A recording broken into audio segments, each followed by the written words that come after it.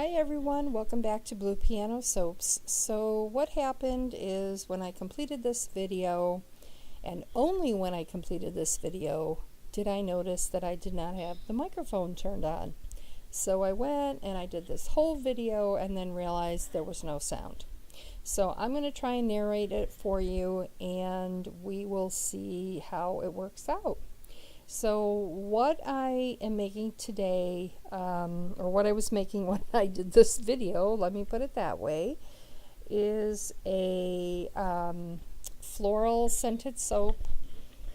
I am using some curls again because, as you've seen from some of my latest videos, it's that time of year when I have lots of curls saved up from other soaps and I need to start kind of using those up.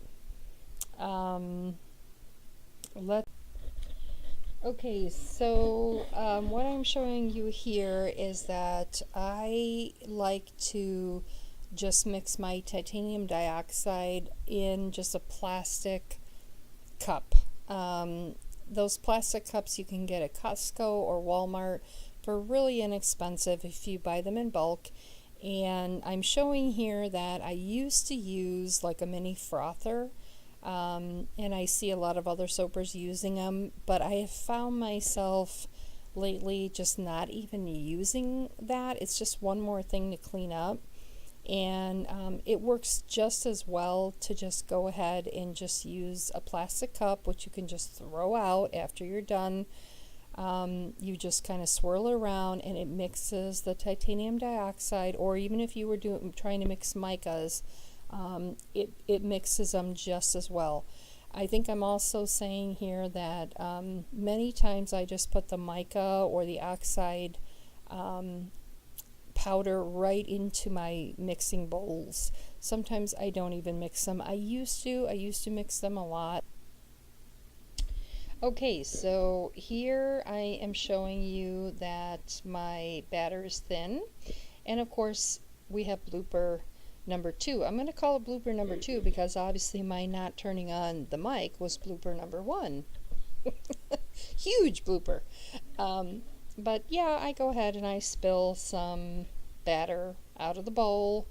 And this is hysterical. This is kind of fun watching myself narrate these videos. I can see everything I've done wrong or crazy things I do. I guess that was my way of picking up some of the spilled batter. I don't even know why I did that. Okay, moving right along. So I think I'm showing you that the batter is nice and thin. Because earlier in the day I had issues with my batter seizing, accelerating too quickly, and I think I'm showing you at this point that the batter is nice and thin, but little did I know what was coming. Just stay tuned. Okay, so here I am going to be adding some sodium lactate to my lye. I usually add about 2 tablespoons. This is new lye. This is not lye that I normally use. I normally use Brambleberry's lye, and this was a good lesson that will teach me not to switch suppliers when you love your supplier. I had run out of lye, my Brambleberry lye, and I was impatient to get additional lye, and so I ordered this lye off of Amazon Prime. And it's not Amazon's fault. This was not, an Amazon brand. It was lye that had good reviews, and it was listed as a soaper's lye. But as you will see, yeah, I'm going to stick to my Brambleberry lye. Just keep watching. You'll see. You'll see why. Okay, so here I have started to give my base oils a quick whisk just to incorporate them well. I always do that before I add my lye. I just give my base oils a quick whisk so that everything is incorporated. And everything is fine at this point. My base oils batter is looking perfect. It is looking the way it always looks. Everything is okay at this point. Now I'm whisking up my lye. I always give it a quick whisk. And now I'm going to strain the lye and I'm going to pour it into the base oils like I always do. Wow, I did that fast and messy. And at this point, I am starting to stir the batter, and I can already tell, I already know at this point that something's gone terribly wrong. I already know that I am going to have a lot of trouble. I am in big trouble here. I can already tell when the minute I added that lye that this batter is thick. It is way too thick already. It is going to seize on me, and it is accelerating. So this is like the third batter in a row that this has happened. You see that? I can already tell that that is almost like cottage cheese. I can just tell just the way it's stuck to my blender, my stick blender, that it's like cottage cheese. Really disappointing. Okay, so I am still kind of hand stirring this, kind of trying to salvage this. What I should have done at this point is I really should have just stopped. This is not going to turn out well. I think I'm so disappointed at this point because, you know, it's happened 3 times today and hasn't happened in 3 years, that it's just frustrating. And you're going to have those moments, and you really just kind of have to shrug it off and do some homework and some research, try to figure out obviously what went wrong, but shrug it off, and you know, your next batter is your next batter. So at this point I have poured a little bit of the batter into the Hollywood pink and a little bit of the batter into the laurel green. And I think I again am just shocked at how much it's seized. It seems like it's really well pourable, but it's not. It's kind of watered down cottage cheese. It's just a big mess.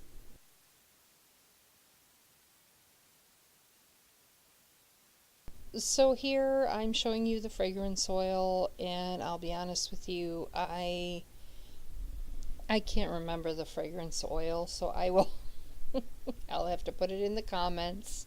I made so much soap that I've just drawn a blank, and I can't remember what the fragrance oil was. I know it was from Crafter's Choice.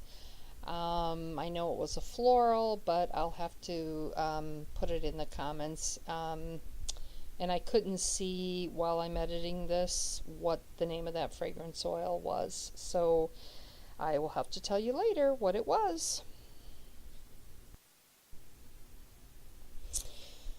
Okay, so I've added that fragrance oil and I've mixed it in, and I am about to pour. I'm using a Crafter's Choice silicone mold. I love it.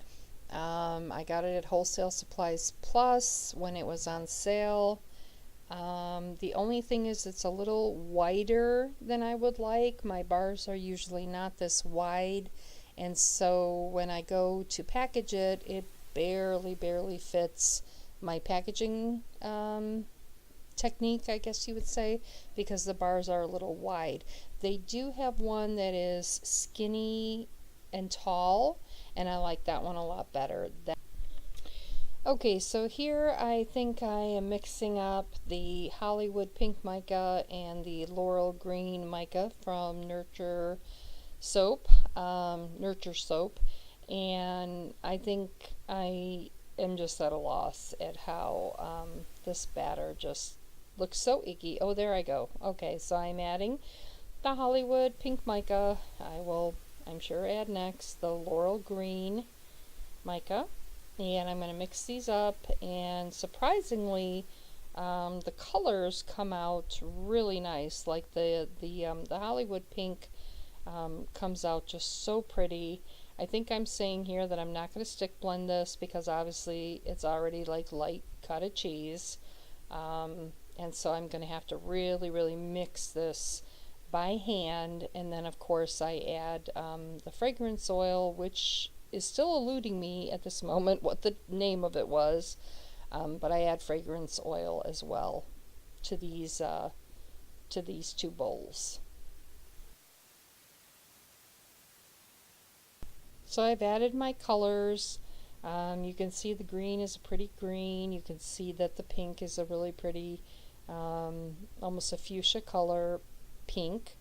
I am plopping on the green on top of the off-white or white color, and you can just tell here I'm just disgusted because the batter's just horrible. But I go ahead and I plop it in there as best I can, and then on top of this I'm going to put the pink, and then I am going to make the horrible decision to try to swirl this, which seriously was the absolute worst decision. I don't know why I thought to swirl it, because it just was so hard and ploppy that there just was no way that it was going to swirl. So again, learn from my mistakes. And here I've swirled it. I spared you watching me disastrously trying to swirl this. Now I'm just kind of using a chopstick and just trying to make the top look a little nicer. And what I do next is I pipe the top, just to try to save this or to make this look nice. But of course that white is the same cottage cheesy like batter that the piping is going to look okay when I start to pipe it, but when I show you the unmolding, you'll see it wasn't going to come out. So here I have finished piping it. I give it a little spritz of alcohol, and I think I do another couple layers. The piping is really pretty. It's looking okay. I think I'm thinking, okay, maybe this is going to surprise me and it's not going to come out as bad as I think. I mean, again, remember, I'm not used to seizing. I'm not used to my batter accelerating. I just had never had it happen. So I am winging this, trying my best to do what I can to save this loaf.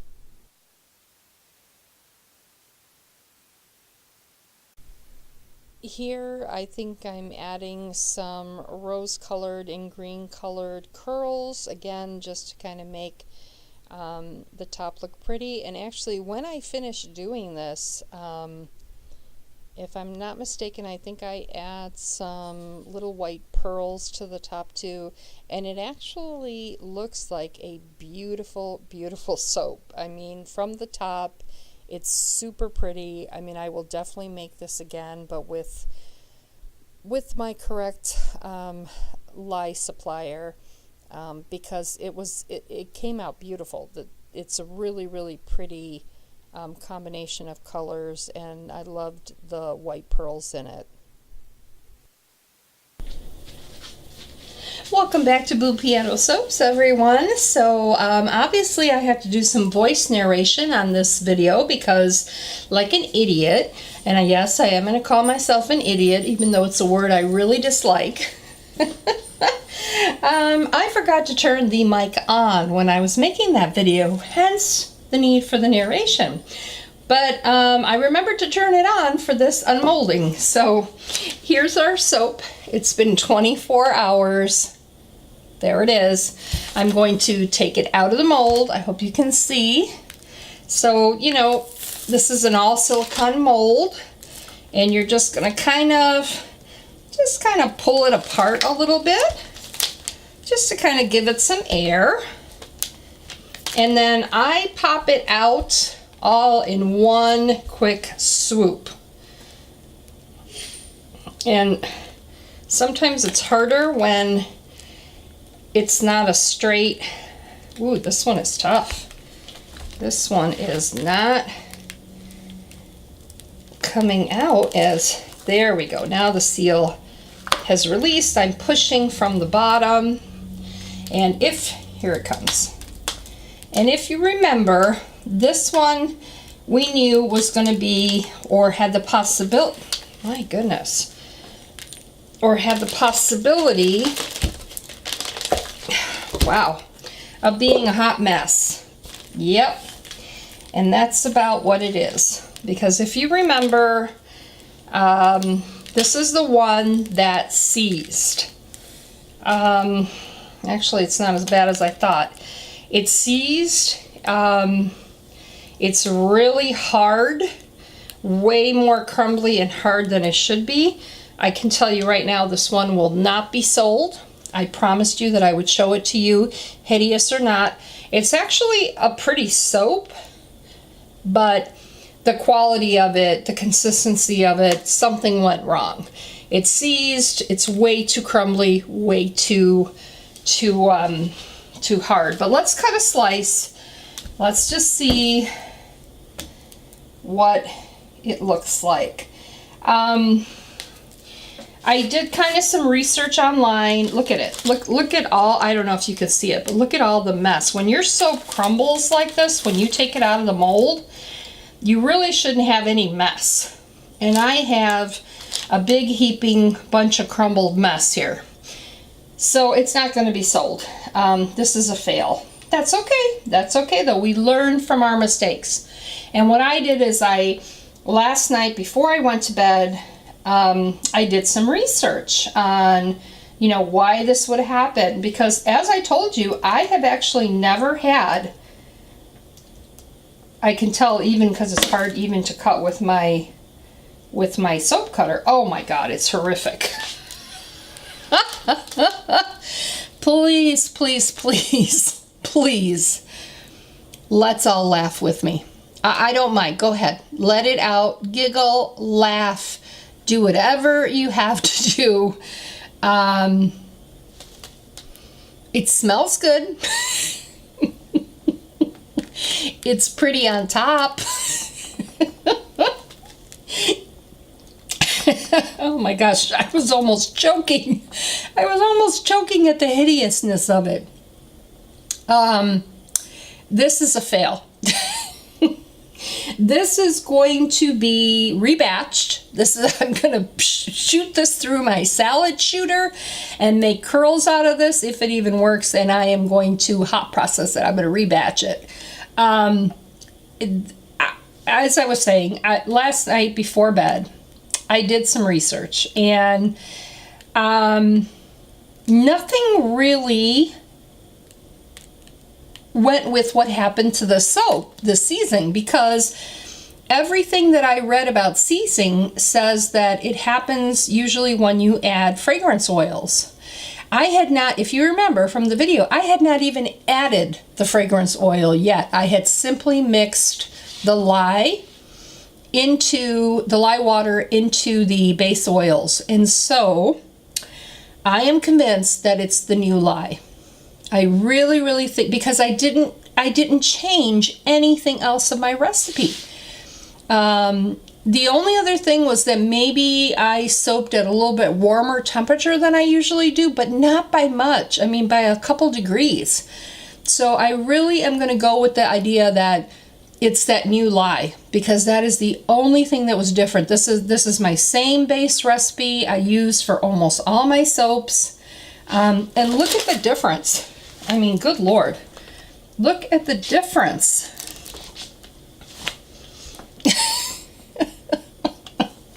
I don't know if you can see how bad this is. Let me try to put it really close and stand still so the camera can focus. It is horrific. I mean, it's crumbly and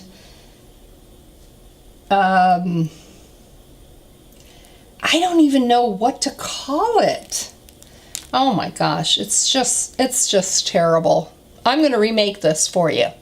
I'm going to remake this for you, and I'm going to use my Brambleberry Lye, which I should not have not used, and I'm going to remake it for you. Let me just cut one more slice, and then I'm going to let you go, and you can go laugh, and you can tell all our fellow soapers that Ellen made a huge boo-boo. It's horrific. Seriously, I just have to shut off the camera. Thank you for suffering through this video. I always promise that I'm going to share my successes and my failures with you.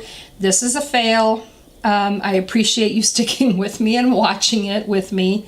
And I'm going to remake it for you. Okay? You don't have to give this one a thumbs up. I'm not even going to ask you because it's just horrific. But I would love if you'd subscribe to my channel and give me another chance and watch the remake of this particular soap. Have a great day, everyone. Bye-bye.